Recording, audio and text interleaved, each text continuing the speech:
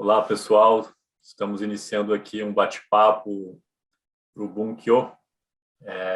Uma série de bate-papos, na verdade, né? No bate-papo de hoje a gente vai falar sobre a relação entre a cultura japonesa e brasileira, no sentido da literatura, um aspecto mais fantástico, né? Que é um elemento na ficção que é bastante popular nos últimos tempos, e a gente vai tentar fazer essa comparação, trazer um diálogo mesmo sobre algumas semelhanças, algumas diferenças nesse propósito de aproximar as duas culturas, a cultura japonesa, a cultura brasileira. Então, obrigado para quem está assistindo. Meu nome é Murilo Melios, vou ser o mediador dessa conversa. Eu sou mestrando no programa de pós-graduação em Língua, Cultura e Japonesa da USP, do Departamento de Letras Orientais. Estamos aqui com o Leone e o Stanley, e queria convidá-los para vocês se apresentarem também, falar um pouquinho do programa de pesquisa de vocês, dos estudos também. Leone? Bom, meu nome é Leone Pereira, eu sou do programa de estudos comparados de literaturas de língua portuguesa, estou no mestrado. Daqui a pouco vou falar um pouquinho mais sobre a minha pesquisa. Bom, o meu programa é do Departamento de Letras Clássicas e Vernáculas.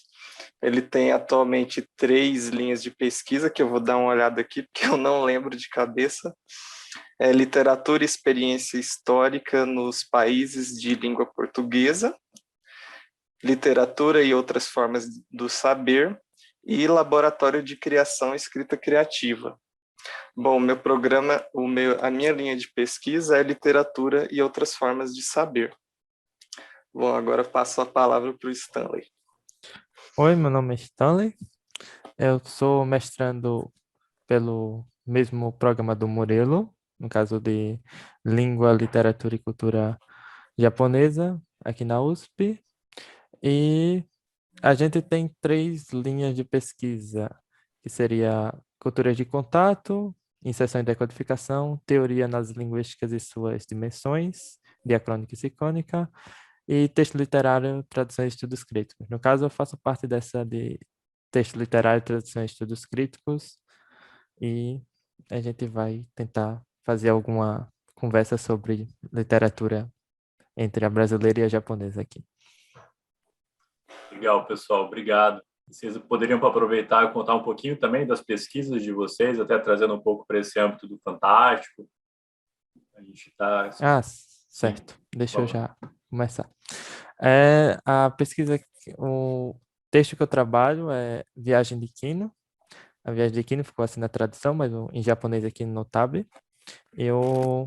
É uma história sobre viajantes. São um conjunto de contos de uma já começado a ser escrito pelo Shigeru Sakaguchi em 2003 e vai até hoje em dia. Então tem mais de 400 contos no chão aí.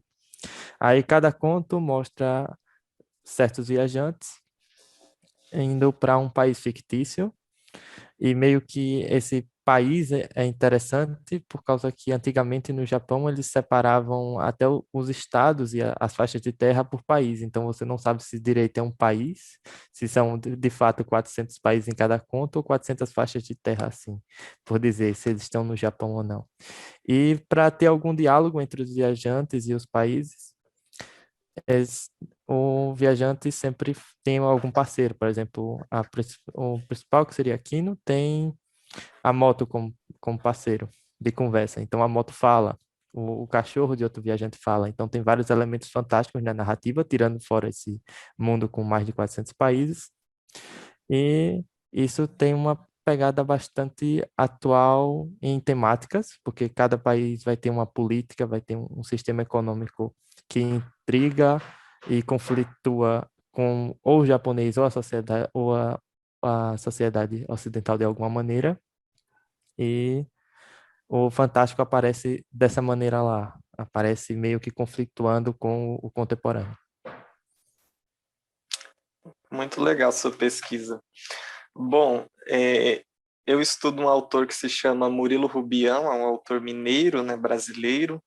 Ele foi um dos, talvez o pioneiro no realismo mágico aqui no Brasil, que é um gênero da literatura fantástica. Daqui a pouco eu posso falar um pouquinho mais sobre isso. E eu estudo a morte, né, como ocorre, né, a morte, a construção fantástica da morte em torno de 5 contos do autor.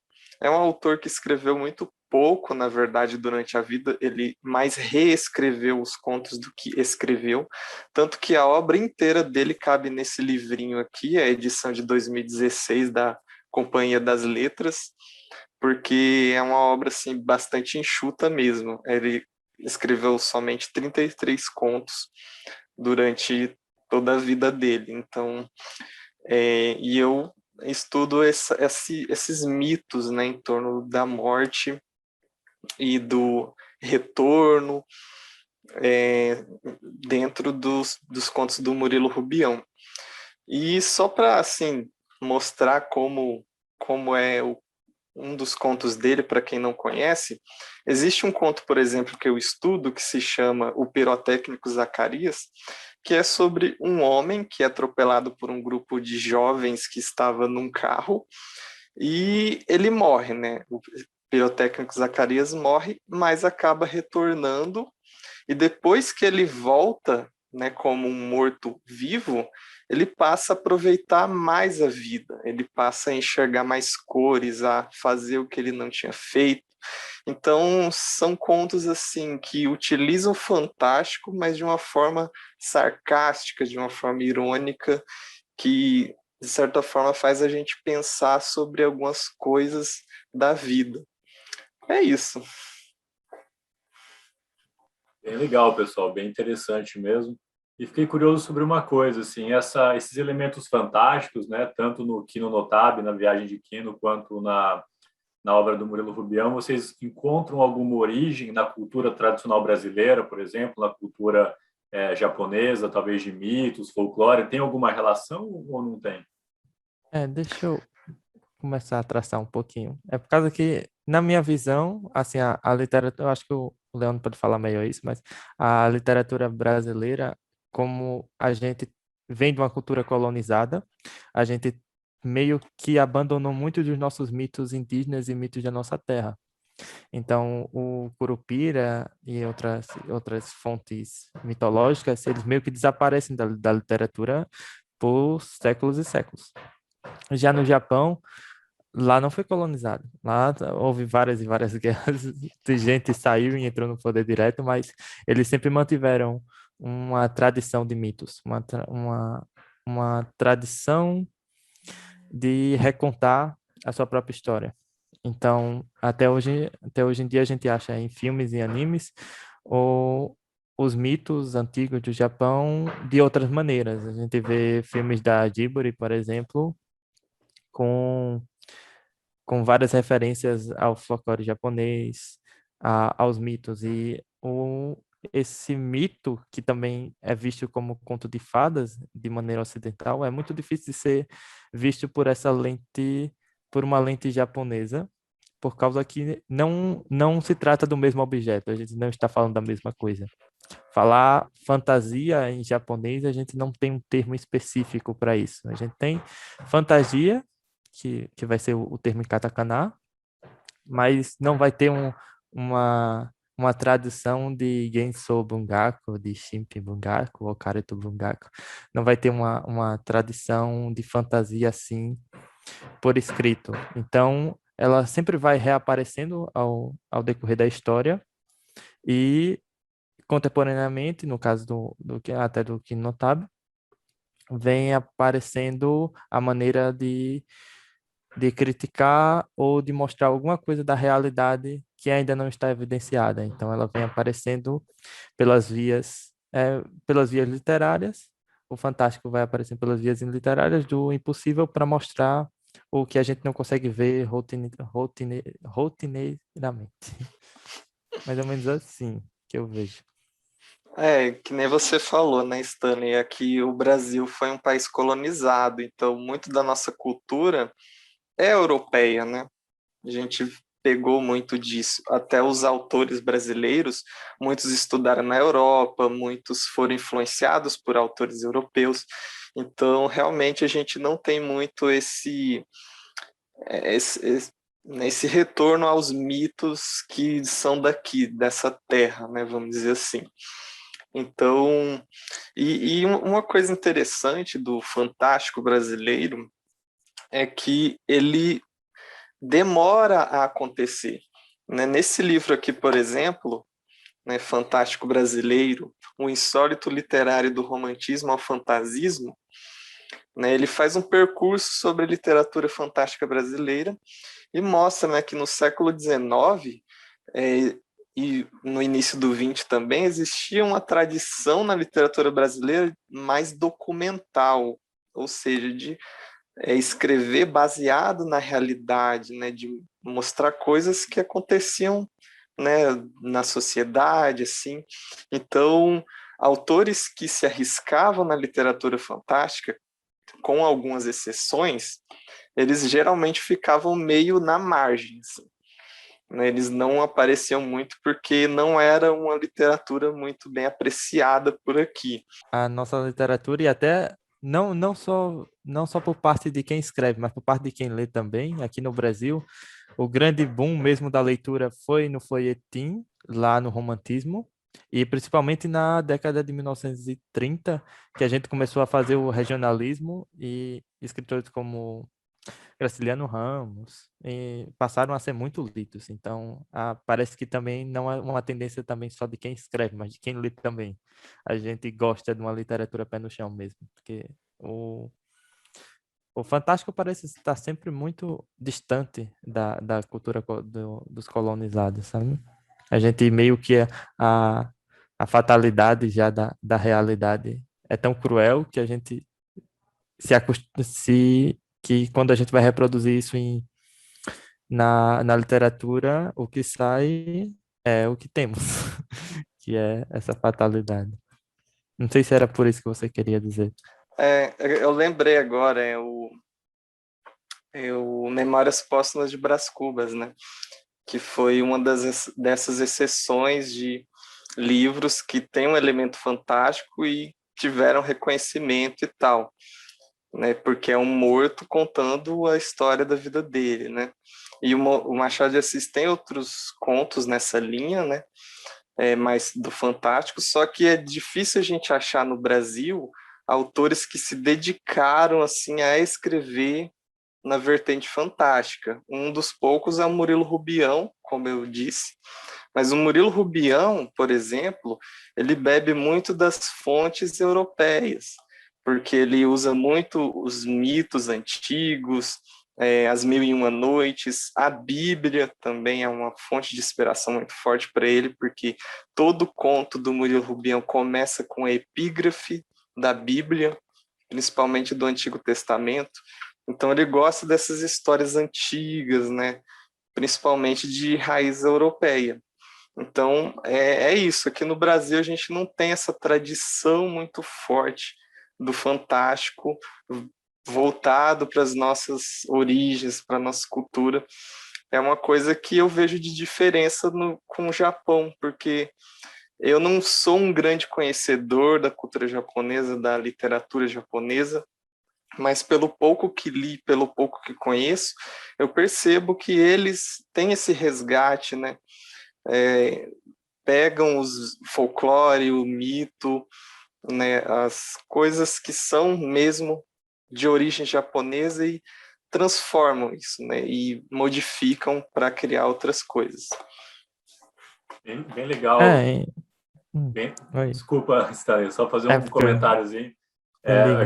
Achei bem interessante, muito interessante mesmo, essas comparações, né? Talvez pelo Brasil ser mais colonizado, ter menos referências locais, assim. Mas eu achei interessante que o Leone citou uma referência das Mil e Uma Noites, né? Do Murilo Rubião, que a gente conhece a versão em árabe, né? Originalmente em árabe, só que aparentemente veio lá da Índia, as histórias originais, assim. Então é uma história asiática que, de certa forma, pode ter influenciado o realismo mágico no Brasil. A gente sabe que os autores do realismo mágico da América do Sul, alguns deles são bastante famosos também no exterior. Então, eu queria saber de vocês esses pontos, ao mesmo tempo, as animações japonesas, né? Os animes são bem famosos no Brasil também, muitos que trazem essa linguagem de fantasia.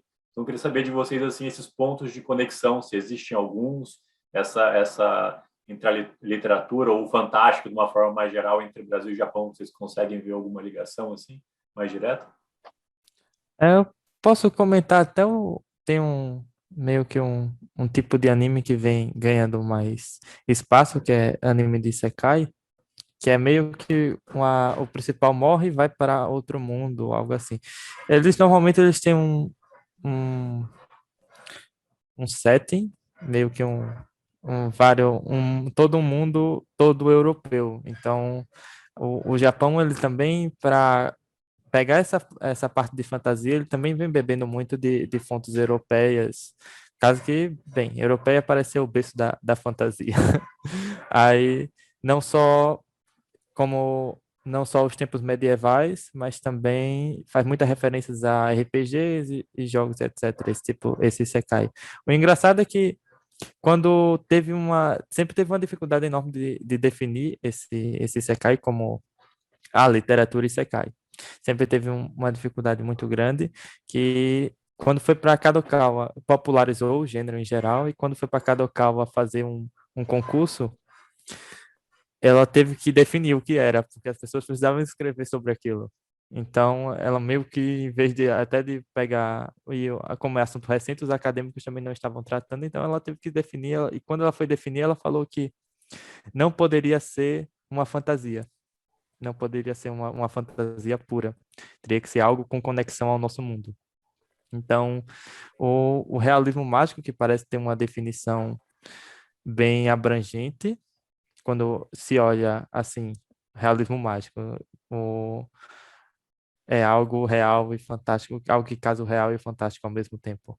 Parece ser muito amplo, mas ao mesmo tempo é muito local. Parece ser um termo que ele só vai focar na América Latina, escritores da América Latina que escrevem sobre a realidade de maneira fantástica. Porque no Japão sempre teve uma tradição de escrever sobre isso desta maneira. O Akutagawa Ryonosuke mesmo já fazia isso em 1900, na década de 20 e 30, no Japão.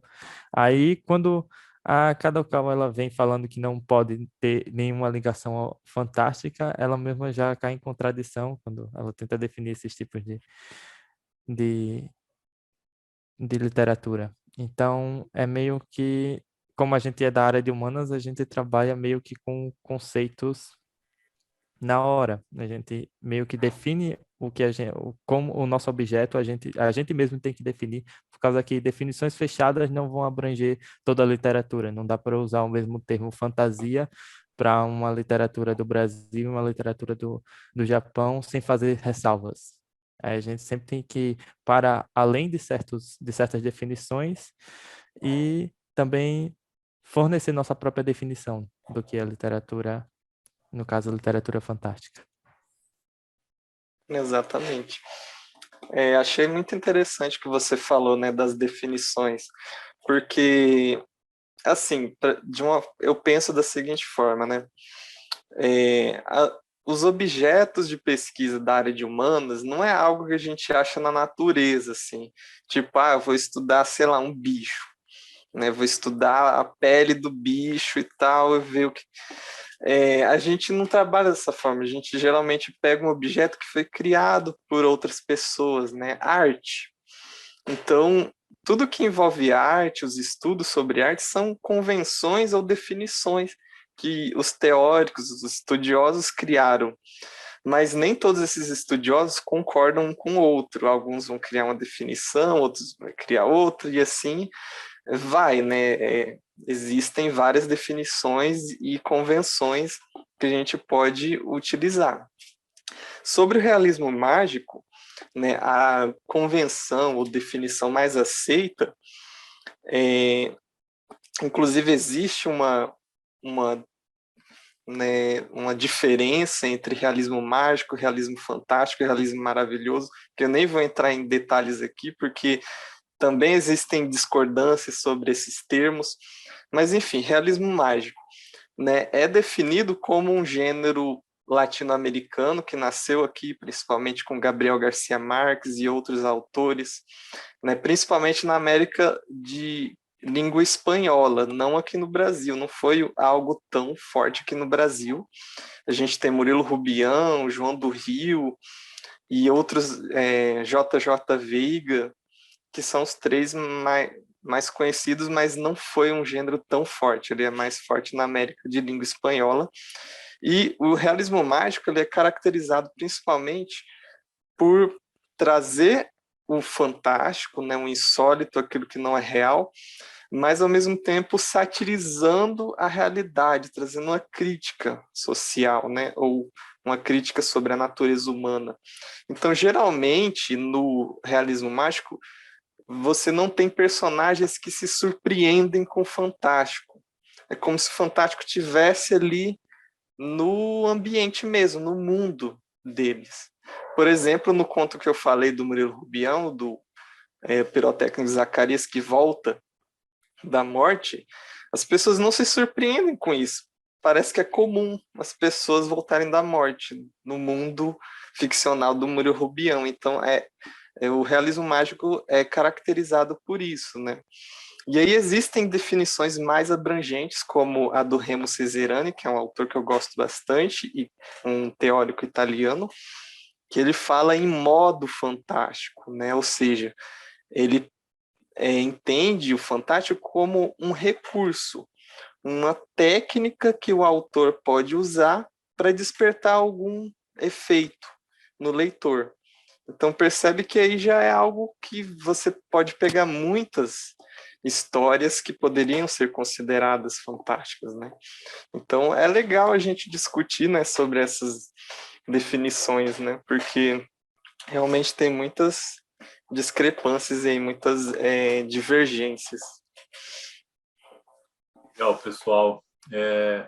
Uma coisa que ficou com uma dúvida para mim também, queria saber de vocês, talvez até a última pergunta, porque o tempo já está acabando já, passou rápido, mas eu entendi que vocês falaram de diferentes maneiras que o fantástico é usado, né? Até como uma crítica, como uma reflexão, mas eu lembro que também o Leone no começo falou sobre o tema da morte, então eu queria saber, na opinião de vocês, assim, por que o ser humano cria essas narrativas fantásticas, né? Tem talvez alguma busca por significado, ou envolve algo nesse sentido? Porque talvez é um pouco relacionado com os mitos também, né? Alguns casos são inspirados em mitos, então, de onde, já até uma pergunta um pouco mais filosófica, mas de onde vocês acham que vem esse impulso de não fazer uma narrativa, uma ficção que seja mais realista e seja mais fantástica? Eu queria saber a visão de vocês. E aí, Stanley? É uma pergunta difícil. Bom, eu vou começar então, né? Inclusive, na resposta que eu dei anteriormente, eu nem falei da conexão entre o Brasil e o Japão, né? Que era a pergunta que você tinha feito. Acabei divagando demais. Mas eu acho que tanto na ficção brasileira fantástica quanto na japonesa, pelo que eu observo, um ponto em comum é justamente esse, de fazer a gente imaginar, de fazer a gente ir para outro mundo, de experimentar outra realidade, né? De fugir um pouco do plano terrestre, né? De realmente fazer a gente sonhar. Né? A literatura fantástica, no fundo, é como um sonho, né? No sonho, tudo é possível. A gente pode fazer um monte de coisas que, na realidade, a gente não poderia. Então, a literatura fantástica, eu acho que vem desse anseio, né? Da gente sonhar um pouco, da gente se desprender um pouco da realidade, né? E, bom, antigamente, realmente, tinham os mitos, né? Os mitos são formas do ser humano tentar explicar o mundo. Tipo, tem um trovão lá, eu não sei explicar, então, é o Deus do trovão que fez aquilo. É Né? até um Então, exercício retórico, né? Então Exatamente. você tenta Então, explicar as coisas do mundo de maneira fantástica. exatamente. Aí, conforme o ser humano foi entrando nas cidades e se tornando mais racional, né? E tem a ciência e tal, que foi explicando esses fenômenos, eu diria que aí o fantástico veio mais, não mais como uma forma de explicação do mundo, como era nos mitos, mas de uma forma de fazer a gente refletir sobre a condição humana, sobre a sociedade, que é algo que é muito forte no realismo mágico, né? De usar o insólito, o fantástico, para fazer a gente pensar, né, nas coisas, nas condições humanas, mas eu acho que ainda hoje o fantástico ainda é usado dessa maneira para fazer a gente sonhar e se deslocar um pouco do nosso mundo. Sim, Não sei o que o Stanley pensa é, sobre isso, mas é assim que eu penso. eu concordo em grande parte.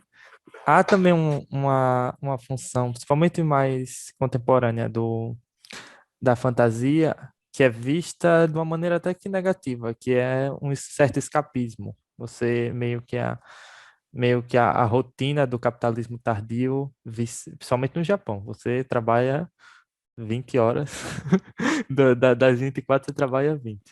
Não é só uma brincadeira, mas é muito puxado lá. Então, meio que a fantasia vem como escapismo de toda essa rotina, só que o mero escapismo vai além do mero escapismo. Como você falou mesmo, é literatura, então provoca. Ela provoca, faz você sonhar, e isso aí isso é um exercício que só humanos fazem. Nós, quando projetamos algum sonho, projetamos também futuros, esperanças e expectativas. Então, alimentamos nosso dia a dia através até desse escapismo, não como se escapismo fosse só uma maneira ruim, mas através desse escapismo também sonhamos num futuro melhor. Então, a, a literatura, principalmente quando o Quino Notável, ele fala muito de utopia também, que é um aspecto que eu trabalho no capítulo da minha dissertação, que é sempre s- buscar nesses pontos positivos e negativos de cada sociedade, seja ela seja ela fantástica ou não, o você naquela sociedade, naquele mundo, e como você se viria no dia depois, o que daquilo pode melhorar na sua vida. Então, o rapaz que morreu e voltou à vida no conto do Leone aí seria já pensar nisso. O que é que é já uma provocação? Eu estou aproveitando minha vida ou não, sabe? Então, a literatura provoca esse escapismo, mas não que seja só algo negativo. O fantástico, ele produz também esse fazer reflexivo. Então, a gente sempre tem que misturar o fazer também com a reflexão. A gente também não pode só sonhar, ficar só no escapismo. A gente tem que botar em prática. A gente tem que ler, sonhar, saber o que a gente quer no sonho e botar em prática para mudar a nossa realidade. E é isso que a literatura contemporânea vem fazendo muito. É mais ou menos isso. Não sei se eu respondi. Respondeu muito bem, vocês dois. Acho que foram riquíssimos, assim, os diálogos, o bate-papo, deu para incrivelmente falar sobre bastante coisa, coisas até bem profundas, assim, mas de uma forma até simples, em mais ou menos meia hora de conversa. Então, agradeço bastante, agradeço a oportunidade aos nossos programas, né, que possibilitaram essas pesquisas, e também ao Bunkyo, fornecendo esse espaço para a gente ter esse bate-papo, esse ponto de encontro. Então, agradecer bastante vocês também, pessoal, pela participação aí, pela conversa. Achei bem enriquecedora. Obrigado. Obrigado também.